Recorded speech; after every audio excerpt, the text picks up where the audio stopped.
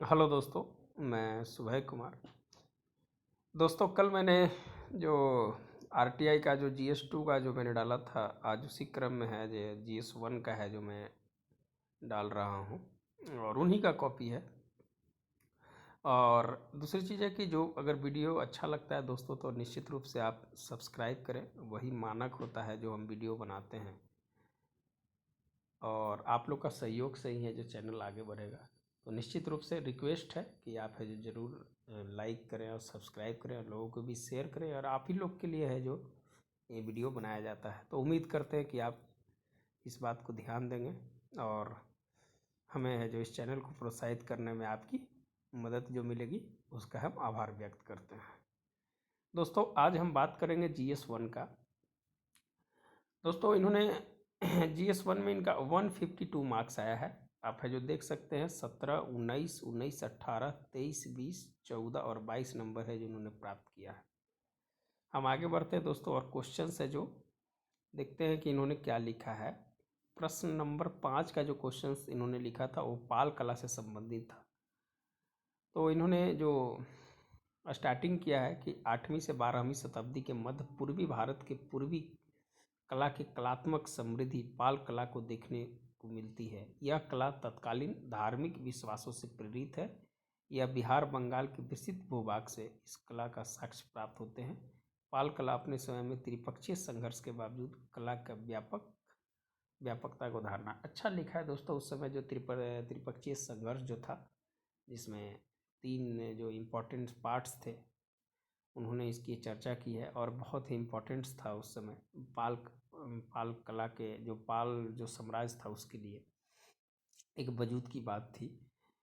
इन्होंने एक मैपिंग किया है और उस बिहार क्षेत्र को भी है जो वहाँ पर है जो दिखा दिया है। तो अच्छी बात है। पाल कला की विशेषता एक स्टैटिक क्वेश्चंस है। ये क्वेश्चंस का आंसर है जो आप हिस्ट्री के वे में ही लिख सकते हैं। इसमें कुछ चेंजिंग नहीं कर सकते हैं कि हाँ, पाल कला से जो विशेषताएं, उस विशेषताओं को अगर कनेक्टिविटी अगर नए तरीके से कर सकते हैं तो उसमें कर सकते हैं, लेकिन ये स्टैटिक पार्ट है क्वेश्चंस में। और 17, 18 नंबर, 20 नंबर तक है जो इसमें मिलता है, इन्होंने उस प्राप्त किया है। हाँ, इनकी मैपिंग अच्छी है। इन्होंने है जो जहाँ पर भवन निर्माण की जो बात है वहाँ पर है जो इन्होंने किया है। फिर है जो स्तूप है उसके बारे में है जो इन्होंने लिखा है, उसके बारे में बताया है। चैत्य मंदिर, मूर्तिकला, तो इन्होंने हर एंगल से आप खुद भी देख सकते हैं कि कॉपी का जो स्ट्रक्चर है जो एकदम बोला जाता है कि एक फॉर्मल टाइप का है एकदम, और कंबाइंड करके लिखा हुआ है। तो निश्चित रूप से आप इसका लाभ ज़रूर उठाते। दोस्तों, एक चीज़ बता देते हैं कि निश्चित रूप से नंबर जो है सिलेक्शन का आधार बनता है, लेकिन जानकारियाँ ठीक है कि एक एक में सिलेक्शन नहीं होता है, लेकिन उनके प्रयत्न कहीं ना कहीं हैं जो आगे जाकर सक्सेस होंगे। और यही कारण है कि आपको आगे है जो सक्सेस की पैदान में पंक्ति में खड़ी करता है, और यही से आपकी काबिलियत होती है जब मेंस लिखते हैं। तो उन्होंने जो भी लिखा है एक प्रभावित करने वाला आंसर है। इसमें डाउट नहीं है कि एक आंसर को है जो आप नज़रअंदाज कर सकते हैं। हर मेंस का कोई फॉर्मेट नहीं होता है। आप भी लिखिएगा तो आप अपने आप से संतुष्ट नहीं हो पाइएगा मेंस लिखने के समय। और दूसरी बात है कि दोस्तों, हम इसी डिस्क्रिप्शंस में 64th 65th का जो भी आंसर जो आरटीआई का कॉपी है उसको है जो डालने का प्रयास करेंगे। तो उसमें मेरा भी कॉपी है जो उसमें रहेगा। आगे है दोस्तों, इसमें फिर है जो इस प्रकार से है जो इन्होंने काश के बारे में, काश मूर्ति के बारे में जो लिखा है, और पांडुलिपि के बारे में लिखा है। मैंने एक बौद्ध धर्म का जो पाल कला से बौद्ध धर्म का संबंध है उन्होंने है जो यहाँ पर है जो दिखाया है। तो ये जो पहला जो इन्होंने क्वेश्चन जो लिखा है दोस्तों, 6 पेज में लिखा है, और इनको है जो 19 नंबर है जो प्राप्त हुआ है, जो एक अच्छा नंबर माना जा सकता है। दूसरा है जो क्वेश्चन है दोस्तों, बिहार अपने औपनिवेशिक शासन काल में किसान आंदोलन से रिलेटेड क्वेश्चन था। इन्होंने है जो बिहार अपना औपनिवेशिक शासन काल में किसान आंदोलन के व्यापक महत्व एवं राष्ट्रीय आंदोलन की दिशा बदलने में महत्वपूर्ण भूमिका निभाता है।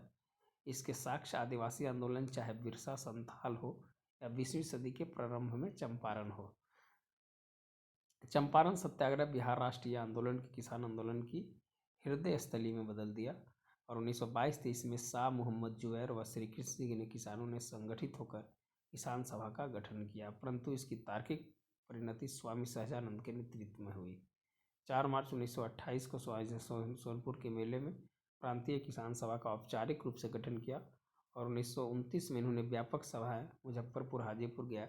तो इन्होंने मैंने फॉर्मेट जो है लिखा है और जोड़ते हुए कनेक्टिविटी है जो करते हुए इन्होंने लिखा है। 1933 के बारे में बताया है उन्होंने, फिर आगे है जो 1936 के बारे में इन्होंने बताया होगा। तो इस तरह से क्या क्या जो उद्देश्य था, नहर शुल्क में कमी करना, मालगुजारी में कमी, कर्मचारियों के भ्रष्टाचार पर रोक लगाना। तो ये है जो एक स्टैटिक पार्ट है और इसमें आप जो वर्तमान की स्थिति है उसमें है जो भी आप जोड़ कर है जो लिख सकते हैं। ऐसी है जो आप है जो किसान से जो आंदोलन की है उसकी जो पृष्ठभूमि जो बनी वो वर्तमान समय की जो स्थितियां हैं उसको कितना प्रभावित किया, या क्या अप्रासंगिक रहा या प्रासंगिक रहा। आप है जो अपने स्तर से उसको क्रिटिकल एनालिसिस करके है जो उसमें लिख सकते हैं। हिस्ट्री है जो आगे की स्थिति को जो निश्चित रूप से जो वर्तमान की जो समस्याएं हैं उसको इंगित करता है कि जो आंदोलन जो हुआ उस आंदोलन का परिप्रेक्ष्य जो इतिहास में जो लिखा गया उसकी वर्तमान स्थिति में है जो क्या परिणित हुआ। तो क्वेश्चन अगर आप उसमें अगर उस तरह से थोड़ा सा डाल देते हैं तो निश्चित रूप से अच्छा होगा। और बाकी है जो जो आप कॉपी जो लिखते हैं उस कॉपी में आपको जो फॉर्मेट होना चाहिए उस फॉर्मेट है जो कनेक्टिविटी में होना चाहिए कि एक के बाद दूसरा, दूसरा के बाद तीसरा है जो जुड़ते हुए आना चाहिए। उन्होंने इस तरह से है जो लिखने का है जो प्रयास किया है और अच्छा आंसर के रूप में है जो हम इसको देखते हैं। इसीलिए दोस्तों है जो हम आपको इस कॉपी से रूबरू करा रहे हैं और इनकी तजुर्बा है दोस्तों कि अब बता रहे हैं कि करीब करीब 4 से 5 स्टेट में इन्होंने मेंस लिखा है और एक बहुत अच्छे मेंस हम अपने नज़रिए से देखते हैं कि एक मेंस लिखने की इनके जो तजुर्बा है एक है जो सकारात्मक तजुर्बा है इनके अंदर। तो मैं इनको जितना मैंने बोल रहा हूँ उसी के लायक हैं, इसीलिए मैं है जो इनको इनकी कॉपी को है जो आपके सामने रखने का प्रयास किया।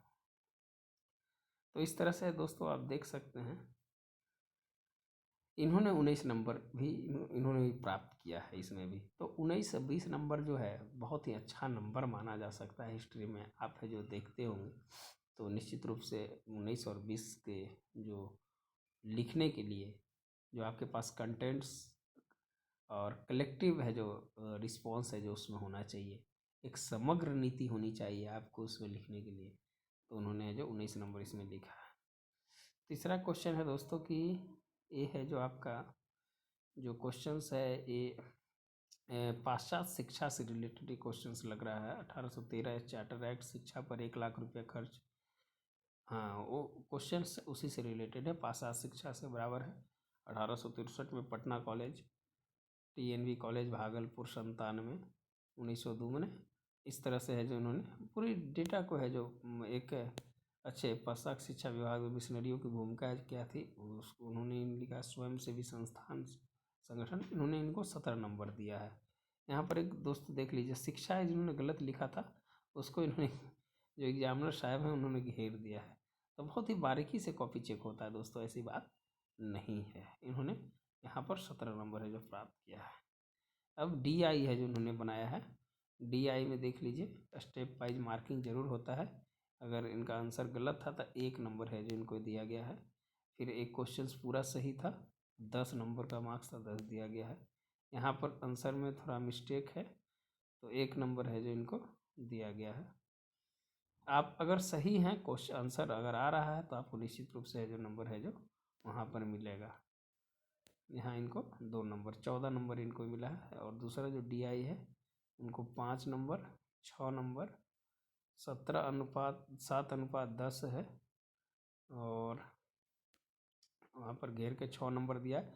हो सकता है कि यहाँ पर पूरी नंबर मिला है लेकिन 1-2 नंबर काट लिया। सब सही है लेकिन कुछ ऐसे आंसर या तो 10:17 होगा, उसके चलते इनको है जो 6 नंबर मिला है। आंसर सही है इसलिए इनको 6 नंबर मिला। स्टेप मार्किंग इनको हुई है। 3 नंबर देखिए यहाँ पर है जो इनको मिला है। 4 नंबर इनको मिला स्टेप मार्किंग। तो आप जान लीजिए कि अगर आप सही बना देते हैं, कुछ मिस्टेक हो गया है तो आपको आप हाफ नंबर है जो ज़रूर मिलेगा। अगर लास्ट में अगर कुछ आंसर्स में अगर लिखने में गलती कर दी है तो है जो आपको एक आध दो नंबर काट के है जो उसमें दे दिया जाएगा, जिससे आप देख सकते हैं। अब है इन्होंने करेंट के ऊपर जो लिखा है, जो वर्तमान दौर में एक कोविड से रिलेटेड जो क्वेश्चन था उसके और माना यह एक बहुत ही भयानक संक्रामक बीमारी है जो व्यक्ति के फेफड़े को व्यापक रूप से प्रभावित करता है। प्रत्येक डेटा में इसके लिए एक एहतियाती कदम उठाया गया। भारत सरकार ने बीमारी के प्रसार के लिए एक लॉकडाउन लगाया है। ठीक है, अपने स्तर से है जो ये करेंट का क्वेश्चन है, आपके पास जितना डेटा रहेगा, जितना आप उसको एनालिसिस किए होंगे, उस सामाजिक स्तर पर क्या क्या प्रभाव पड़ा, महिला, बच्चा, वृद्धि, रोगी, गरीब, ऐसे थोड़ा सा है जो और है जो इनको यहाँ पर है जो इस चीज़ को थोड़ा सा यहाँ क्वेश्चंस को हल्का हो गया, इसको थोड़ा सा और इफ़ेक्टिव वे में लिखना चाहिए था। यहाँ पर एनसीआरबी का डेटा इन्होंने दिया है। एनसीआर में बच्चों के शिक्षा पर पोषण स्तर नकारात्मक प्रभाव पड़ा है, रोगियों के समय। ठीक है, बहुत अच्छा है। यहाँ पर अप्रवासी बारे में रिमिटेंस कमी आई है उसके बारे में भी जिन्होंने लिखा है। असंगठित क्षेत्र में कार्य, निश्चित रूप से पलायन की जो समस्या थी, बिहार का डेटा अगर थोड़ा सा इसमें डाल देते तो बहुत अच्छा रहता। आर्थिक प्रभाव जो है आर्थिक प्रभाव में है जो इन्होंने है जो लिखा है वैश्विक लॉकडाउन, भारतीय लॉकडाउन पर। यहाँ पर है जो हर चीज़ का देखिए अपना लिखने का, अगर हम यहाँ पर अगर लिखते आर्थिक प्रभाव में तो निश्चित रूप से है जो हम एक वैश्विक रूप से क्या जीडीपी में गिरावट आया, इन भारत के जीडीपी में क्या गिरावट आया, उसको है जो लिखते हैं वहाँ पर। और उसके बाद उससे कंपैरिजन करते कि किस किस क्षेत्रों में है जो इसका प्रभाव पड़ा, हमारा आर्थिक प्रभाव जो है। तो निश्चित रूप से जो प्रारंभिक, द्वितीय और तृतीय क्षेत्र की इन्होंने जो चर्चा कर दी है, तो ये है जो इस तरह से जो लिखे तो इनको एक है जो पैनल बना लेते हैं तो और अच्छा रहता। लेकिन है जो 4 पेज भरना है वो भी है जो मजबूरियां हैं अपने पास। पारिस्थितिकी प्रभाव इसमें भी है जो निश्चित रूप से है जो कैसे है जो हमारा है जो 7% कार्बन इंटेंसिटी है जो कमी हुई, ये है जो इसका प्रभाव कैसे है जो हमारा वर्तमान के समय में है जो पर्यावरण को लेकर एक चैलेंज है, तो उसको लेकर जो पारिस्थितिकी अगर प्रभाव को अगर कमी नहीं किया गया तो निश्चित रूप से आने वाली समस्या है जो और है जो इसको बढ़ जाएगी। यह थोड़ा सा एक दो गो रिपोर्ट्स अगर यहाँ डाल देते तो अच्छा रहता। ठीक है, वायु की गुणवत्ता के लिए एयर क्वालिटी इंडेक्स के बारे में थोड़ा डाल देते तो उसमें अच्छा और बढ़िया रहता। वोकल फॉर लोकल की बात किए हैं तो निश्चित रूप से इनको 23 नंबर मिला है और बहुत ही अच्छा नंबर इसको मिला, और नंबर इसमें उठा सकते थे अगर वो चाहते तो। आगे फिर 7वां नंबर जो क्वेश्चन है वो भी कोविड से ही रिलेटेड है। तो कोविड तो जितना आप लिखते हैं, अंतर्राष्ट्रीय प्रवासन व्यापार में भूमिका, अंतर्राष्ट्रीय उड़ान, श्रमिकों की देश जाना, वस्तु एवं सेवा का जांच की उचित सुविधा और जागरूकता का अभाव और धन की आवश्यकता, ये है जो अंतर्राष्ट्रीय प्रवासन व्यापार में भूमिका। सप्लाई चेन मैनेजमेंट है जो ब्रेक कर गया, आयात निर्यात पे प्रभाव पड़ा। तो निश्चित रूप से है जो इसको है जो और है जो यहाँ पर है जो थोड़ा सा लिख देते, वस्तु एवं सेवा के व्यापार के बारे में है जो उन्होंने बताया है। हर क्षेत्र में है जो निश्चित रूप से इसकी है जो समस्या आई है। भारत ने कैसे है जो इसको टैकल करने के लिए है जो क्या क्या किया है जो आपने देखा है कि आत्मनिर्भर भारत को लेकर आया।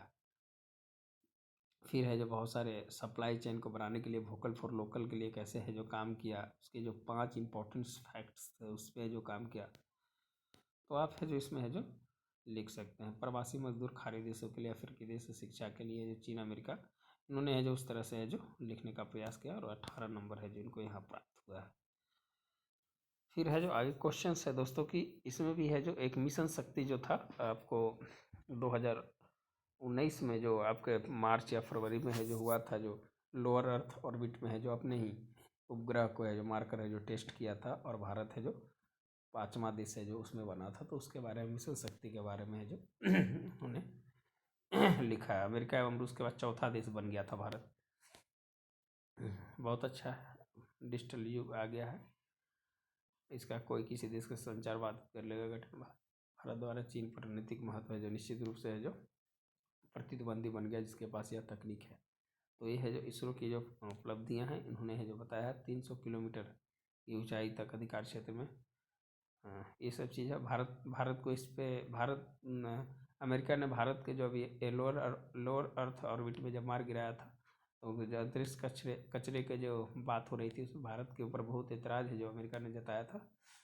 तो इस चीज़ को है जो आप थोड़ा सा है जो उसमें लिख सकते थे। और भारत की जो साइकिल से चंद्रमा तक की उड़ान है जो कहीं ना कहीं भारत की एक सक्सेसफुल रही है। 20 नंबर है जो इनको यहाँ मिला है। दोस्तों कह सकते हैं कि बहुत ही एक समग्र कॉपी है जो इसको माना जा सकता है। तो आप निश्चित रूप से है जो इसको देखिए, सीखिए और लिखिए। और इसी के डिस्क्रिप्शन बॉक्स में है जो 2-4 RTI का कॉपी और डाल देंगे, उसको भी है जो आप देख कर है जो वहाँ से सीखने का है जो प्रयास कीजिएगा।